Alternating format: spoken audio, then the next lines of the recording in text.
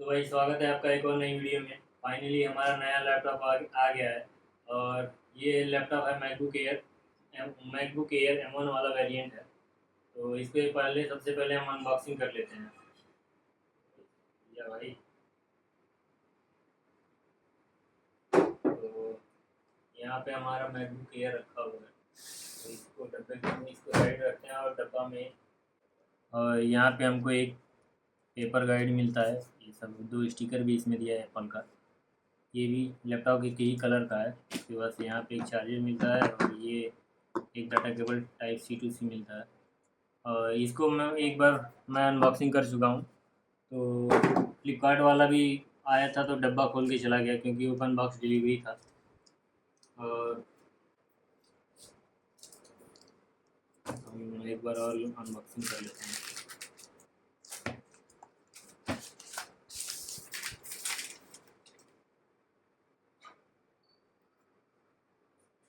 ये है भाई हमारा लैपटॉप।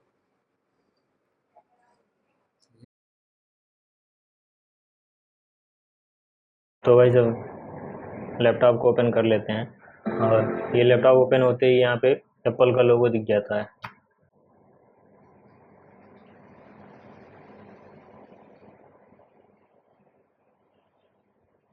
और इसको हम ऑलरेडी सेटअप कर लिए हैं तो एक बार हम अपना पासवर्ड डाल देते हैं।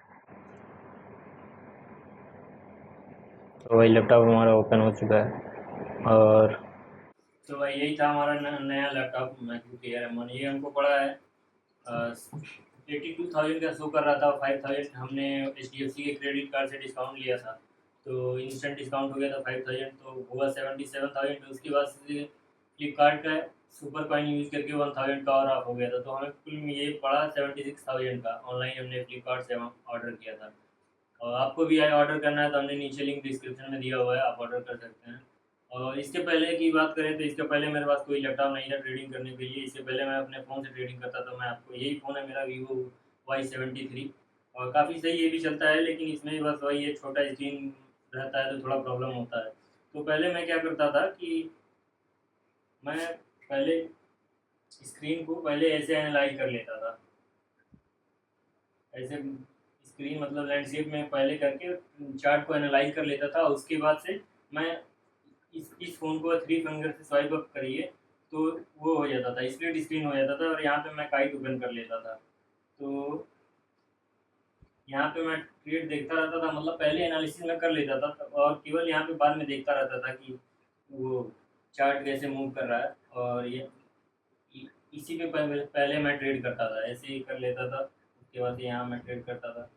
तो काफ़ी इसमें थोड़ा प्रॉब्लम हो रहा था कि चार्ट सही से नहीं दिख रहा था और कई मल्टीपल चार्ट, क्या एक चार्ट ही छोटा सा स्क्रीन में दिख रहा है। और अभी मतलब कि जो भी आपको वीडियो भी दिखेगा वो यही लैपटॉप पे ही दिखेगा। तो यही था आज की वीडियो में। धन्यवाद।